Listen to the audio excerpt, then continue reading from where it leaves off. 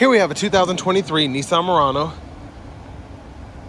This one comes in the SV trim level in super black on graphite leatherette interior. We also get the midnight package with this one.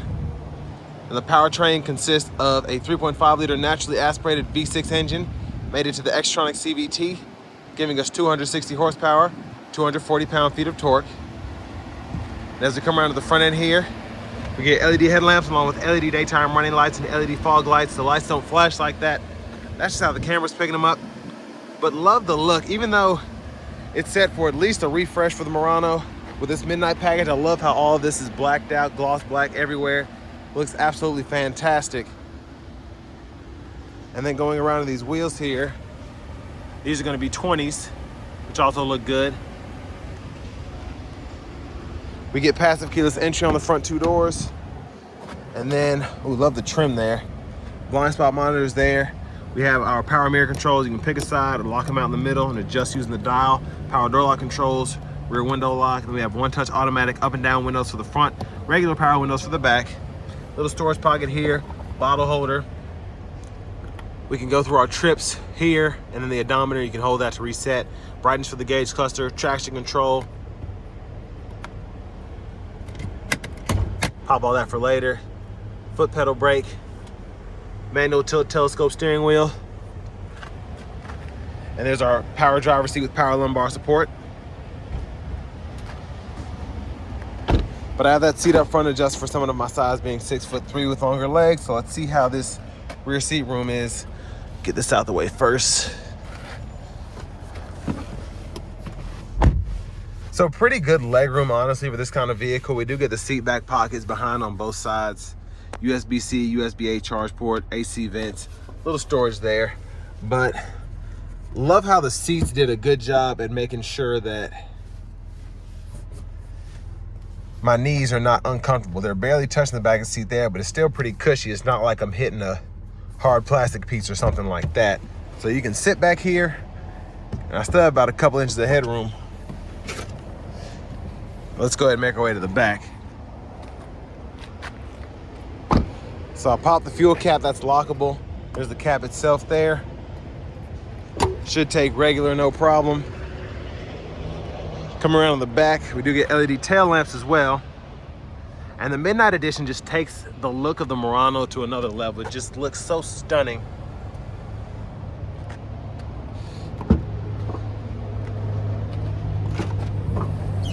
I was expecting an automatic, or I should say a power lift gate, but it's just manual, so excuse me for that. Keep forgetting this is an SV because it feels like an SL just with all the features, and then the seats, even though they're leatherette, they just feel so good. Now we can fold the seats down, pulling that lever there. That's how it looks when it's folded flat. 12 volt here.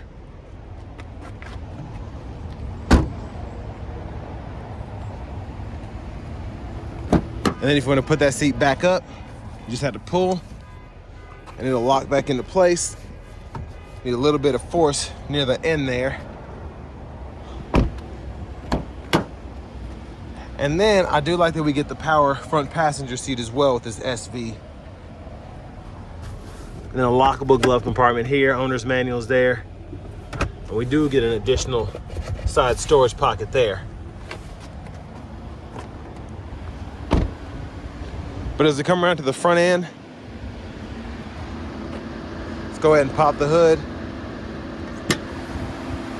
And it's mostly covered up, but there's that 3.5 liter naturally aspirated V6 engine.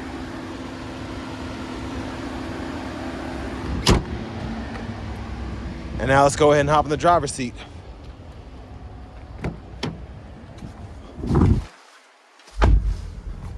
So nice leather wrap steering wheel here.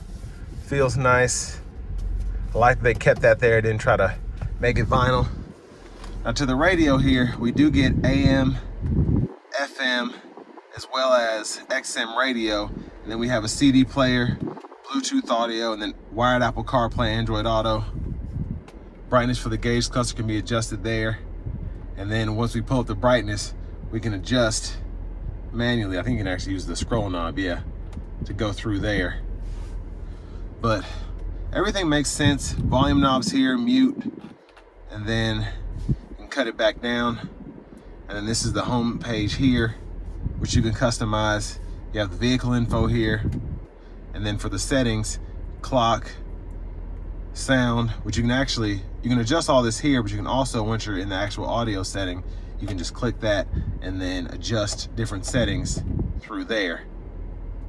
So it's nice to be able to do that. And then to do your favorites, you can just hold what you're on and it'll change it.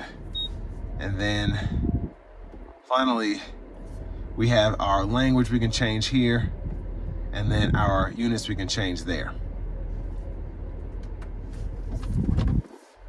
Backup cameras there, guidelines follow, you should turn the steering wheel. And then hazards are up here.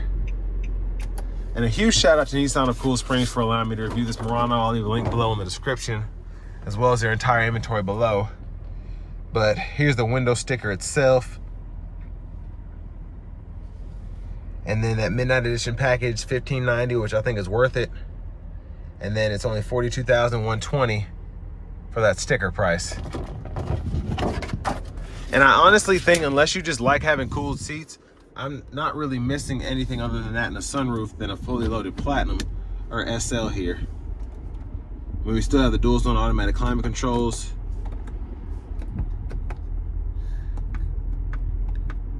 So everything's pretty comparable to as you would expect it to be. All the controls make sense, which I like. There's a 12 volt there, USB-C, USB-A input. That's what you can run your Apple CarPlay, Android Auto off of. Aux input, CD drives right there. And then for the shifter, pull the lever, reverse, neutral drive, and you can come over here and you can manually shift the revs of the CVT there. Now we do have 2-stage heated seats for the front 2 seats, which is nice. And then tons of storage in the center console cubby space. And we also have the premium dome lights, sunglass holder. And there's a view of the back seat from up here. And then blinkers are here.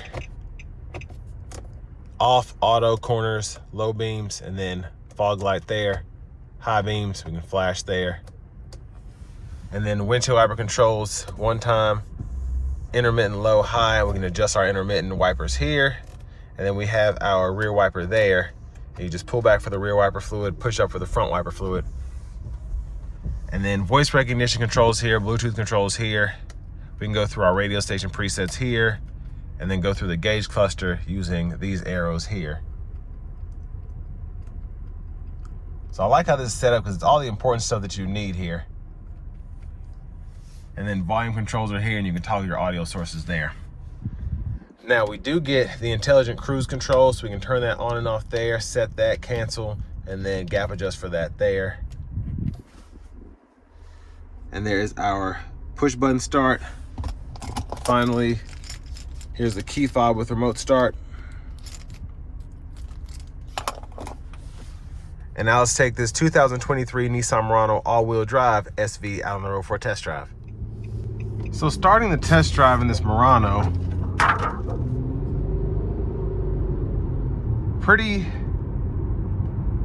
good V6 engine here. I've driven many Muranos in the past, and it mates very well with the CVT. And I think that's why these sell so well. A lot of people just like how they drive, but mostly I feel like they like the looks. They like the space from the driver's seat,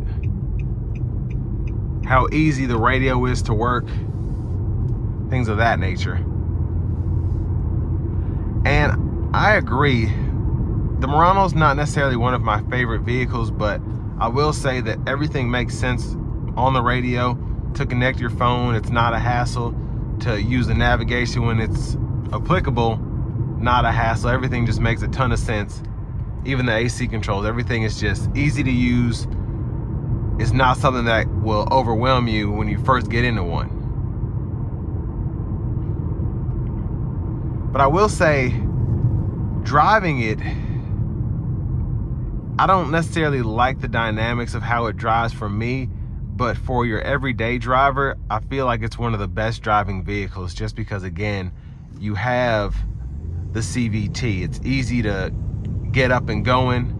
When you need to pass somebody or floor it or whatever, the power is there pretty quickly. And then like here, button for the lane departure, I can toggle that there. If I don't want, I can turn it off. And Nissan and Infiniti, they make vehicles, I think, that are good for women in particular, I think. But then, like, my girlfriend had one. She had like a QX50, and then she had an Altima. I think she had a Maxima.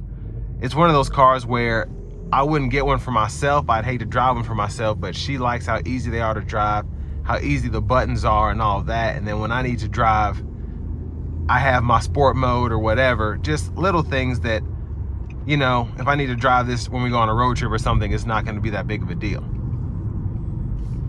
As opposed to, she can't drive my vehicle when we go on a road trip because all the buttons and screens or all of that are too much. So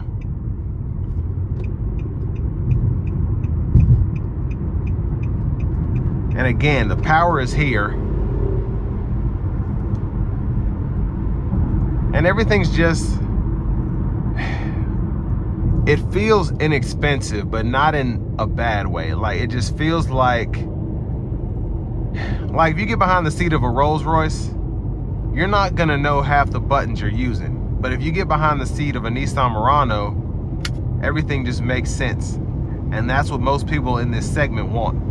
They want something that isn't hard to learn how to use. And basically, as Nissan puts out features, they just adapt to them. So I know several people who have had 3-4 generations of Nissans and will drive a Nissan till the day they die because they just love them for whatever reason.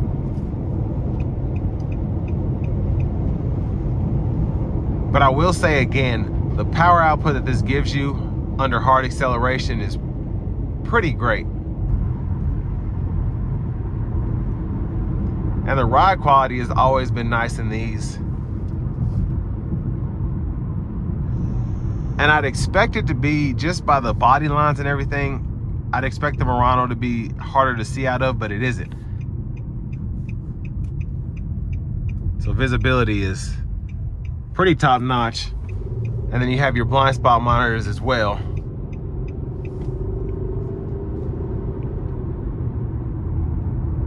But for the millionth time, having the CVT really helps this engine deliver power when you want it to. And fuel economy is not fantastic. It's 20 city, 28 highway, but I mean, compared to everything else out on the road in terms of competition, that's about spot on, maybe a little bit better. Now, in terms of competition for the Murano, it's always been in kind of a weird segment. I feel like there's so many competitors for the Rogue, and the Murano's just a step up. Doesn't feel that much more spacious, doesn't feel that much more quick. It just feels like a Maxima SUV. And since there aren't really that many cars to go around, I should say any more four-door cars that are left, it's hard to find a competitor for this, in my opinion. You can compare it to maybe a Highlander, maybe a RAV4, maybe even a Toyota Crown, but for me, it's just in its own segment because this is, again, supposed to be the Maxima SUV. And since nobody really has cars anymore, it's hard to put it in a segment, in my opinion at least. You could find competitors pretty much anything out on the road, but I think that's why Nissan has still been selling the Muranos like they have, because unless you want to get like an Audi or a BMW, like an X5, X4, something like that, where it's not as spacious as a Tahoe, but it's just as expensive, the Murano has always had that segment where if you want something like that, but you want to save 20, 30 grand, here you go. But still a pretty good SUV in my opinion. And this will bring me to the end of my review of the 2023 Nissan Murano SV Midnight Edition all-wheel drive.